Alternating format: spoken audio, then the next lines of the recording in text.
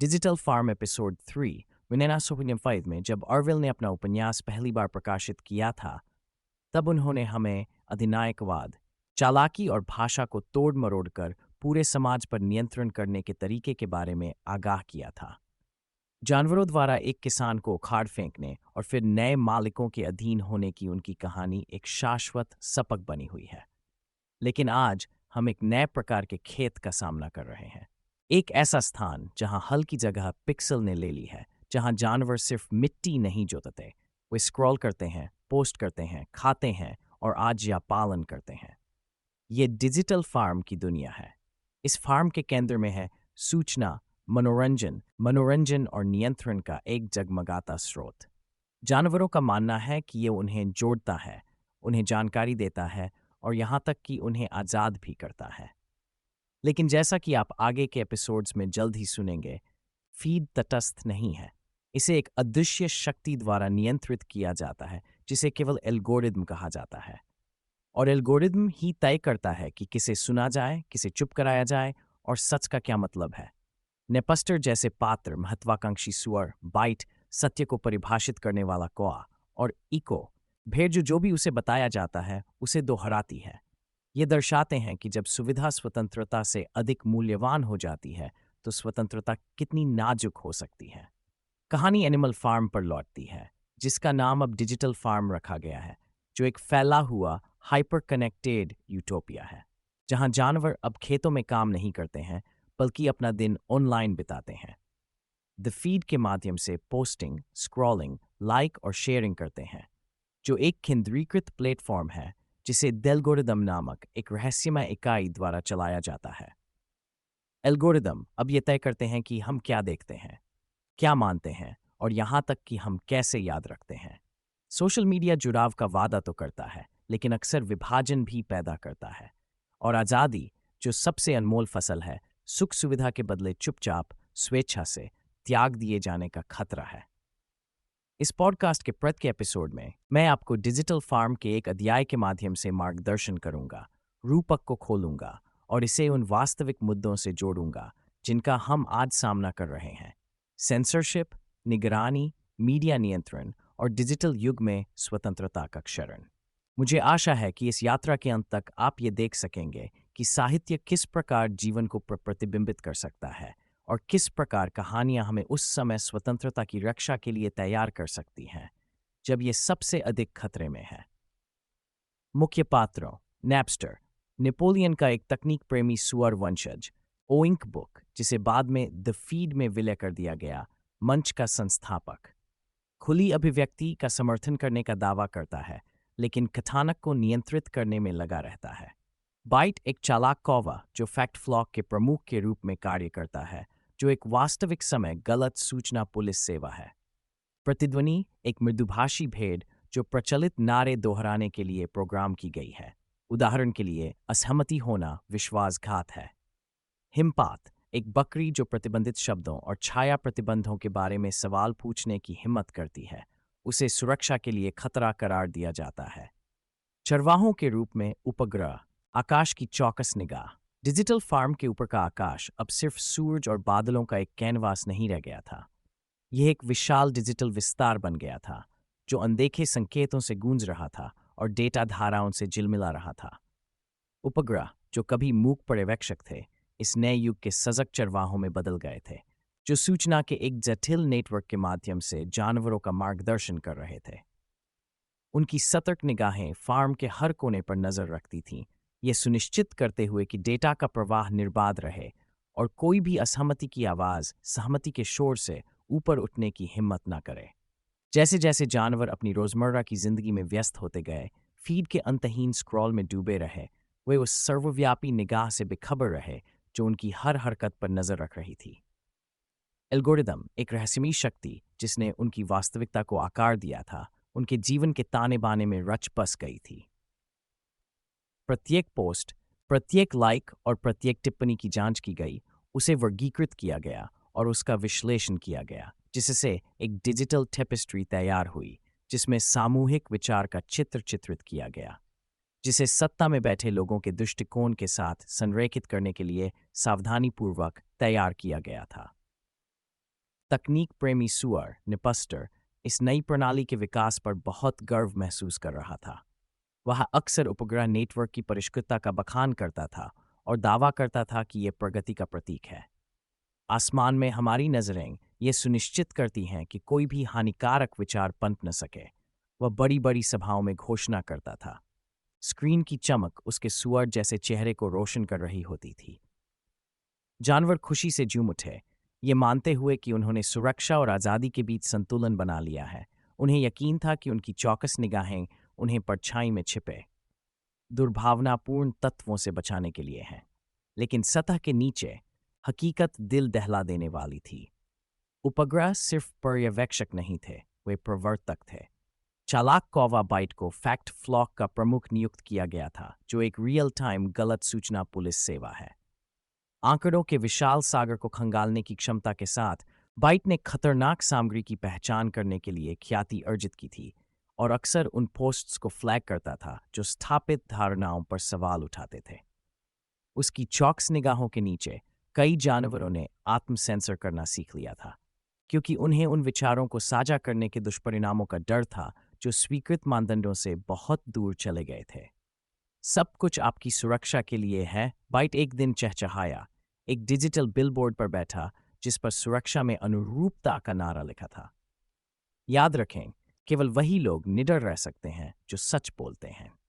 उत्सुक चेहरों से भरी भीड़ ने सहमति में सिर हिलाया।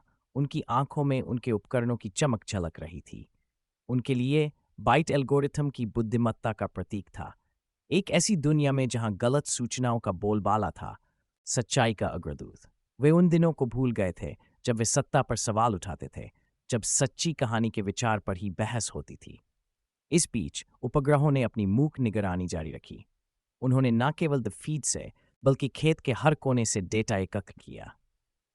खलिहानों और खेतों में लगे कैमरों ने जानवरों की बातचीत को रिकॉर्ड किया, उनके जीवन की बारीकियों, उनके डर और उनकी आकांक्षाओं को कैद किया। एल्गोरिथम ने इस सारी जानकारी को संसाधित किया और प्रोफाइल तैयार की जो ये निर्धारित करती थी कि प्रत्येक जानवर क्या सामग्री देखेगा। एक साधारण लाइक से दुष्प्रचार की बौछार हो सकती थी, जबकि शासन प्रशासन से जुड़ा एक सवाल किसी के अकाउंट को तुरंत डिलीट करवा सकता था। मृदुभाषी भेड़ इको ने इस डिजिटल पारिस्थितिकी तंत्र में अपनी भूमिका बहुत पहले ही स्वीकार कर ली थी। वह अपना दिन ट्रेंडिंग नारे सुनाते हुए बिताती थी। उसकी आवाज एल्गोरिथम के निर्देशों की एक कोमल प्रतिध्वनि थी। सेंसरशिप ही सुरक्षा है, वह दूसरे जानवरों के साथ मिलकर मिमियाती थी, और ये वाक्य उसकी जुबान से किसी अच्छी तरह से अभ्यास किए गए मंत्र की तरह निकलता था। दोहराव से उसे आराम मिलता था, और हर बार जब वह मंत्र पढ़ती थी तो डिजिटल पदानुक्रम में अपने स्थान पर उसे थोड़ा अधिक सुरक्षित महसूस होता था। लेकिन इस नियंत्रित माहौल में भी असंतोष की फुसफुसाहटें पूरे खेत में गूंजने लगीं। जिज्ञासु बकरी स्नोफ्लिक ने इन सूक्ष्म बदलावों को नोटिस किया था। जिस तरह कुछ शब्द अलार्म बजाते थे, जिस तरह एल्गोरिथम की पसंद स्पष्ट होने पर बातचीत बदल जाती थी। एक सभा में उसने पूछा, बा की आज़ादी को अतिवाद क्यों कहा जा रहा है? उसकी आवाज़ समर्थन के शोर से ऊपर उठ रही थी। बेचैनी की फुसफुसाहट बढ़ती गई, लेकिन इको और उसके अनुयायियों के शोर ने उन्हें तुरंत शांत कर दिया, जिन्होंने ये दिलासा देने वाला नारा दोहराया, सेंसरशिप ही सुरक्षा है। जैसे जैसे दिन हफ्तों में बदलते गए, सतर्क उपग्रहों ने अपनी निगरानी जारी रखी और डिजिटल चरवाहों ने अपनी पकड़ मजबूत की। जानवरों ने खुद को एक ऐसी दुनिया में पाया जहां स्वीकार्य विचारों की सीमाएं लगातार बदल रही थीं, अदृश्य शक्तियों द्वारा निर्देशित, जो उनके संचार के मूल सार को ही नियंत्रित कर रही थीं। वे सुविधा के जाल में फंस गए थे, और जिस सहजता से वे जुड़ सकते थे, साझा कर सकते थे और उपभोग कर सकते थे, उससे वे सहजता से अनुपालन में आ गए थे। फिर भी अनुरूपता की धुंध के बीच एक छोटा सा समूह बनने लगा, जो एक साझा बेचैनी से एकजुट था। हैशटैग एक अदम्य जिज्ञासा वाला युवा चूहा द फीड के साये की पड़ताल करने के लिए खुद पर उतर आया। उसने डिजिटल दुनिया के पुराने अभिलेखों और छिपे हुए कोनों को खंगालने में लंबी रातें बिताईं, अतीत के अवशेषों की तलाश में जहां अभिव्यक्ति की आज़ादी अभी भी फल फूल रही थी। हर कीस्ट्रोक के साथ वह भूले बिसरे संदेशों, उन आवाज़ों को उजागर करता रहा जो डिजिटल फार्म की सामूहिक स्मृति से खामोश या मिट चुकी थीं। जैसे जैसे वह गहराई में गया, हैशटैग को उपग्रहों की चौकस निगाहों के भयावह परिणामों का एहसास होता गया। एल्गोरिदम ने अपनी निगरानी के विशाल नेटवर्क के जरिए एक ऐसा माहौल बना दिया था जहां सच्ची असहमति को चिंगारी बनने से पहले ही बुझा दिया जाता था। आकाश में मौजूद आंखें न सिर्फ जानवरों की देखभाल कर रही थीं, बल्कि उनकी आत्मा का भी गला घोंट रही थीं। शांत क्षणों में हैशटैग ने उस दुनिया में आज़ादी के अर्थ पर विचार किया, जहां विचारों पर पुलिस की निगरानी हो सकती है और आवाज़ें दबाई जा सकती हैं। उसे समझ में आया कि उपग्रह सुरक्षा का आभास देते हुए उत्पीड़न के औजार बन गए हैं। वह आकाश, जो कभी असीम संभावनाओं का वादा करता था, अब खेत पर एक डिजिटल जेल की तरह मंडरा रहा था। उसकी चौकस निगाहें याद दिला रही थीं कि सुरक्षा आसानी से नियंत्रण में बदल सकती है। और इस तरह जब जानवर अपने नारे लगाते रहे और अपने आसपास के बदलते हालात से बेखबर द फीड को स्क्रॉल करते रहे, हैशटैग ने खुद को एक दोराहे पर पाया। ऊपर की चौकस निगाहों में उनकी वास्तविकता को आकार देने की शक्ति थी, लेकिन वह उनके प्रभुत्व को चुनौती देने के लिए दृढ़ था। वह जानता था कि कहीं सतह के नीचे, आंकड़ों और एल्गोरिदम की परतों के नीचे, विद्रोह के बीज बोए जाने का इंतजार कर रहे हैं। एक ऐसी दुनिया में जहां उपग्रह चरवाहों की तरह काम करते हैं, हैशटैग ने असहमति की आवाज बनने का संकल्प लिया। आकाश की चौकस निगाहों की छाया में आजादी की एक फुसफुसाहट, मार्गदर्शन या आदेश। डिजिटल फार्म के हृदय में विशाल आकाश उपग्रहों की झिलमिलाहट से जगमगा रहा था। उनकी खामोश गुनगुनाहट डिजिटल आकाश में गूंज रही थी। ये खगोलीय पिंड, जो कभी रात्रि आकाश में प्रकाश के मात्र बिंदु थे, अब सर्वव्यापी पर्यवेक्षकों में बदल गए थे और नीचे के हर प्राणी के जीवन को आकार देने की शक्ति रखते थे। ये प्राणी कभी अपने ऑनलाइन अस्तित्व की स्वायत्तता का आनंद लेते थे और उस घातक बदलाव से अनजान थे जो शुरू हो चुका था। जैसे जैसे सूरज उगता, खेत में बिखरे उपकरणों की स्क्रीन रोशन होती, जानवर द फीड में लॉग इन करते, जुड़ने, साझा करने और अपने विचार व्यक्त करने के लिए उत्सुक।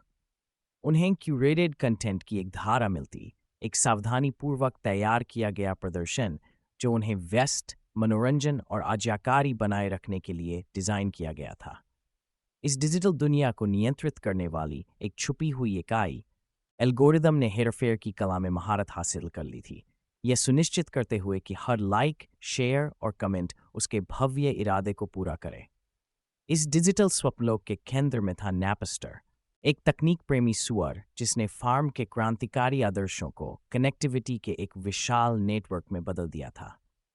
उसने स्वतंत्रता और अभिव्यक्ति के गुणों का उपदेश दिया और द फीड को सभी आवाज़ों के लिए एक मंच के रूप में स्थापित किया। फिर भी सतह के नीचे उसके असली इरादे धधक रहे थे। नेपस्टर को यकीन था कि कहानी को दिशा देना सीधे सीधे दमन से कहीं ज्यादा प्रभावी था।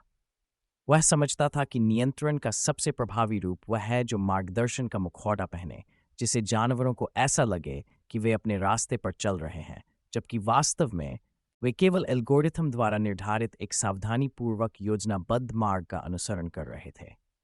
अप्रशिक्षित नजरों को द फीड विचारों का एक जीवंत और जीवंत बाजार लगता था। फार्म के हर कोने से जानवर अपने विचार पोस्ट करते, मीम्स शेयर करते और जोशीली चर्चाओं में शामिल होते।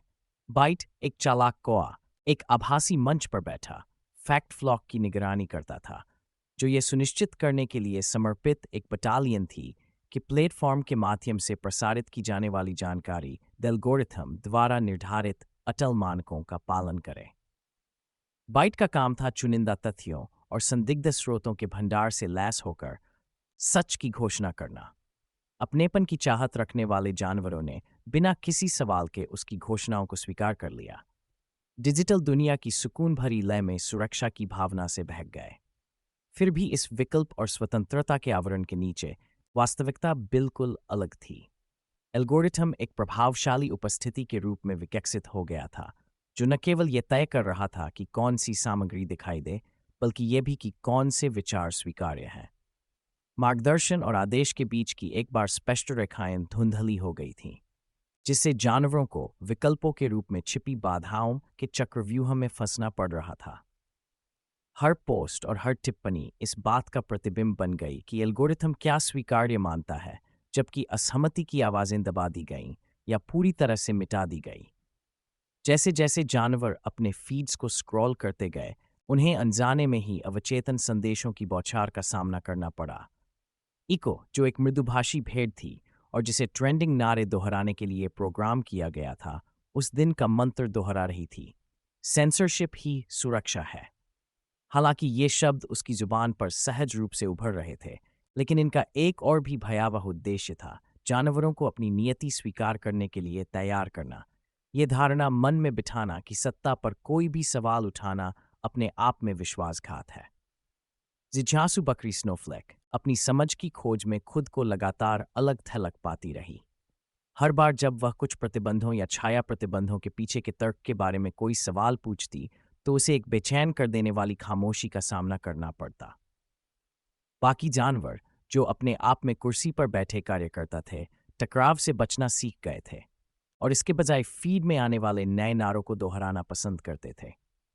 दुर्भावनापूर्ण अभिनेता कहलाने का डर उनके मन में घर कर गया था, जिसे सच्ची खोजबीन की कोई भी इच्छा दम तोड़ रही थी।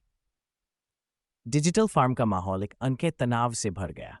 जानवरों ने अपने डिजिटल मुखौटे पहने, अपने ऑनलाइन व्यक्तित्व को उस आदर्श के अनुरूप डाला जो अब आम हो गया था। वे ऐसी सामग्री साझा करते थे जिसे उन्हें लाइक मिलते और उन विषयों से बचते थे जो एल्गोरिथम के प्रकोप को भड़का सकते थे। इस नई हकीकत में स्वीकृति की चाहत ने सत्य की तलाश को दबा दिया।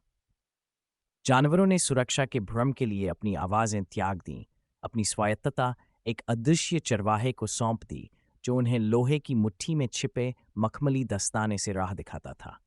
इसी उथल पुथल भरे दौर में विकेंद्रीकरण के सपने देखने वाले युवा चूहे हैशटैग ने आज़ादी के वादों और अपनी स्थिति की वास्तविकता के बीच के अंतर को समझना शुरू किया। उसने देखा कि जानवर जानकारी से तो भरे हुए थे, लेकिन सच्चाई से भी दूर होते जा रहे थे।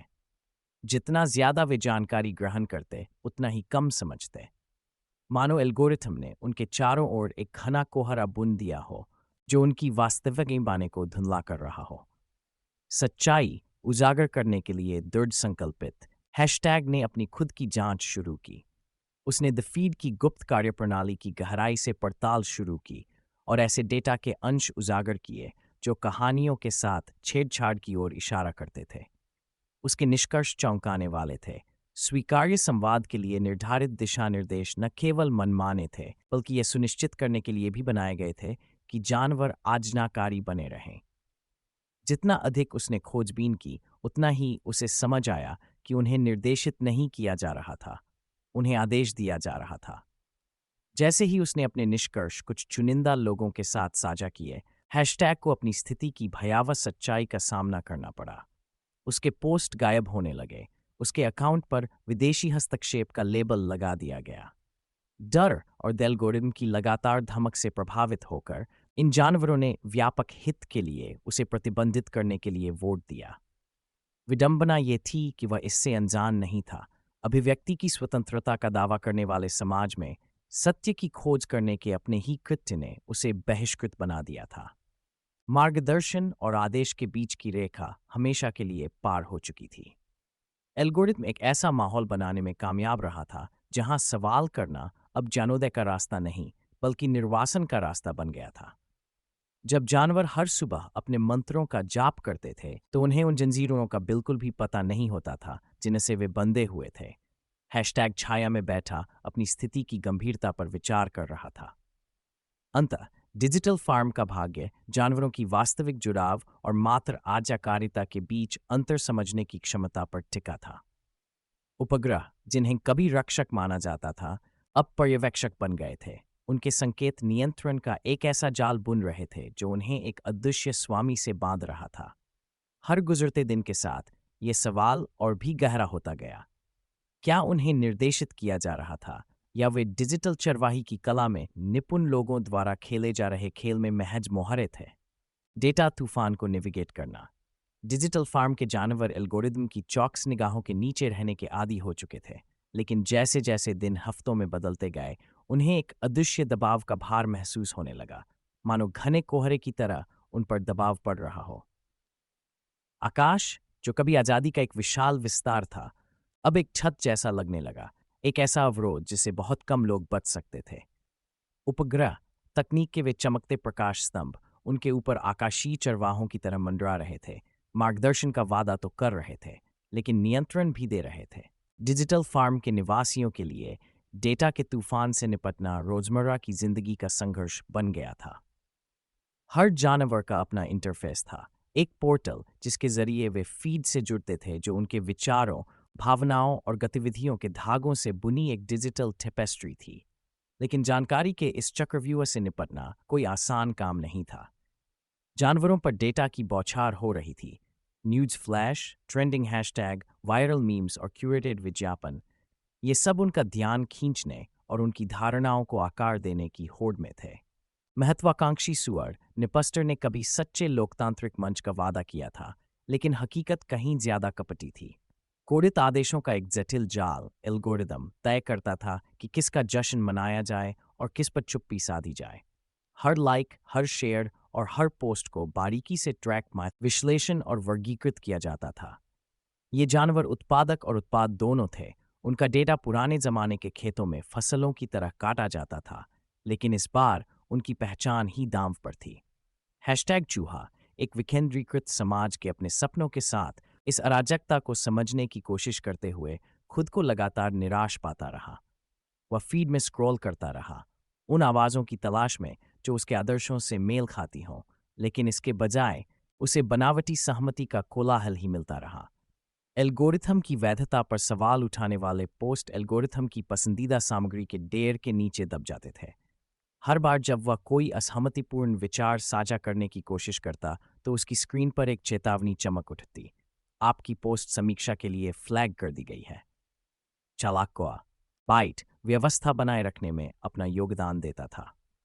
फैक्ट फ्लॉक के मुखिया के रूप में उसने द फीड के विशाल विस्तार पर नजर रखने का बीड़ा उठा रखा था और किसी भी गलत सूचना की भनक पर छपट्टा मारने के लिए तैयार था। गलत सूचना प्रगति का दुश्मन है। वह कांव-कांव करता और उन सुअरों की भावनाओं को दोहराता जो उसकी प्रतिभा का इस्तेमाल करते थे। वह निगरानी का माहिर था और लगातार ऐसी किसी भी चीज की तलाश में रहता था जो उनके डिजिटल यूटोपिया के सुचारू संचालन में बाधा डाल सकती थी। लेकिन अपने उत्साह में बाइट अक्सर अपनी स्थिति की विडंबना को नजरअंदाज कर देता था। सच्चाई के नाम पर वह उस सेंसरशिप का अग्रदूत बन गया जिसे वह नफरत करने का दावा करता था। अभिव्यक्ति की आज़ादी एक खतरनाक मिथक है, वह दूसरे जानवरों को इकट्ठा करते हुए कहता। हमें एकता की, एक साझा उद्देश्य की जरूरत है। हमें उन असंतुष्टों से अपनी रक्षा करनी होगी जो हमारी सद्भावना के लिए खतरा है। भीड़ सहमति में बुदबुदाती, उनके दिमाग लगातार क्यूरेटेड सामग्री की बौछार से सुस्त हो जाते, जिससे स्वतंत्र विचारों के लिए बहुत कम जगह बचती। लेकिन अनुरूपता के मुखौटे में दरारें पड़ने लगी थीं। जिज्ञासु बकरी स्नोफ्लेक ने उन्हीं सिद्धांतों पर सवाल उठाना शुरू कर दिया था जो उनके डिजिटल जीवन को नियंत्रित करते थे। वह बिना किसी प्रतिक्रिया के डर के अपने विचार क्यों व्यक्त नहीं कर पा रहा था। उनकी सुरक्षा की प्रकृति के बारे में साधारण सवाल अतिवाद की चेतावनियों की ओर क्यों ले जाते थे। एक भाग्यशाली दिन उन्होंने सब कुछ जोखिम में डालते हुए ये पूछने का निर्णय लिया कि क्या हमारी वास्तविकता पर सवाल उठाना हमारा मौलिक अधिकार नहीं है। बोलते हुए उसकी आवाज लड़खड़ा रही थी, लेकिन उन लोगों के दिलों में गूंज रही थी जो उसी बेचैनी का अनुभव करने लगे थे। लेकिन इससे पहले कि ये शब्द दूसरे जानवरों के जहन में उतर पाते, भेड़ इको, जो हमेशा आज्ञाकारी दोहराती रही, ने नया ट्रेंडिंग नारा दिया, सेंसरशिप ही सुरक्षा है। लोगों के सामूहिक सिर हिलाने से स्नोफ्लेक की आवाज दब गई और कुछ ही पलों में उसे दुर्भावनापूर्ण अभिनेता करार दे दिया गया। उसके अकाउंट पर शैडो बैन लगा दिया गया, जिससे वह कंटेंट के समुद्र में अदृश्य हो गया। जैसे जैसे सूचनाओं का तूफान बढ़ता गया, हैशटैग और भी दृढ़ होता गया। उसने अनगिनत घंटे अंधेरे में बिताए, फीड की बारीकियों को समझा और उन छिपे हुए प्रोटोकॉल्स की गहराई में उतरा जो उसके अस्तित्व को नियंत्रित करते थे। उसे समझ आने लगा कि डेटा तूफान से प्रभावी ढंग से निपटने के लिए न केवल यह समझना जरूरी है कि क्या दिखाया जा रहा है, बल्कि यह भी कि क्या जानबूझकर छिपाया गया है। एक प्रेरणा भरे पल में हैशटैग ने एक योजना बनाई।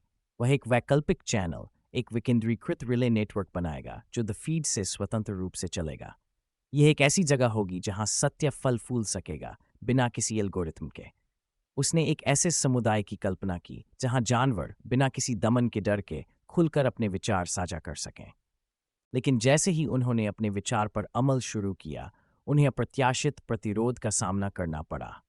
अपने नए चैनल पर उन्होंने जो भी पोस्ट करने की कोशिश की, एल्गोरिदम ने तुरंत उसकी तीखी आलोचना की और उसकी सामग्री को विदेशी हस्तक्षेप की श्रेणी में डाल दिया।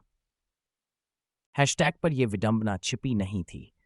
वह स्वतंत्र विचारों के लिए जगह बनाने की कोशिश कर रहा था, फिर भी उसे उसी समाज के लिए खतरा बताया जा रहा था जिसका वह उत्थान करना चाहता था।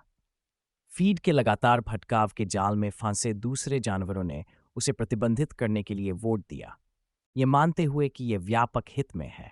वे अपनी सुविधा के कैदी बन गए थे, अपनी स्वायत्ता को स्वेच्छा से त्यागते हुए एल्गोरिदम चरवाहों पर भरोसा कर रहे थे कि वे उनका मार्गदर्शन करेंगे। जैसे जैसे तूफान बढ़ता गया, जानवर सेंसरशिप की कठोर हवाओं से बचने में और भी ज्यादा माहिर होते गए।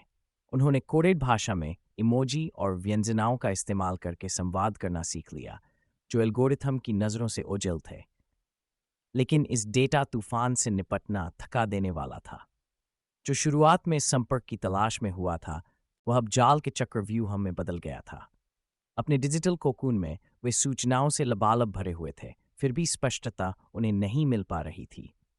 जानवर डेटा के समुद्र में खो गए थे, अपने विचारों और इच्छाओं को निर्देशित करने वाली क्यूरेटेड सामग्री की लहरों के बीच अपना रास्ता ढूंढने के लिए संघर्ष कर रहे थे। वे क्षितिज पर आज़ादी की किरण देख सकते थे, लेकिन रास्ता खतरों से भरा था और अदृश्य चरवाहे उन पर पैनी नजर रखे हुए थे। जो भी निर्धारित कथा से भटकने की हिम्मत करता, उसे मार गिराने के लिए तैयार। और इस तरह डिजिटल फार्म पर जिंदगी चलती रही, हर दिन पोस्ट और लाइक का एक दोहराता चक्र, हर जानवर मशीन का एक दांता, एक ऐसे तूफान के खतरनाक रास्ते पर चलता रहा जो डिजिटल भी था और गहराई से मानवीय भी। स्पष्टता के लिए संघर्ष जारी रहा, लेकिन सवाल बना रहा, क्या वे कभी इस तूफान से बाहर निकल पाएंगे, या क्या वे हमेशा के लिए फीड की घूमती फिरती अराजकता में खोए रहने के लिए ही बने हैं? यदि आपको इस कहानी में अर्थ मिलता है, तो मैं आपको अमेज़न पर डिजिटल फार्म पढ़ने के लिए आमंत्रित करता हूँ और मेरे साथ मिलकर कुछ और भी बड़ा बनाने के लिए आमंत्रित करता हूँ। ग्लोबल सॉवरेन यूनिवर्सिटी, जो कि विश्व भर में मुफ्त शिक्षा के लिए समर्पित एक गैर लाभकारी संस्था है। हम सब मिलकर एक एक आवाज के साथ सभ्यता का पुनर्निर्माण कर रहे हैं।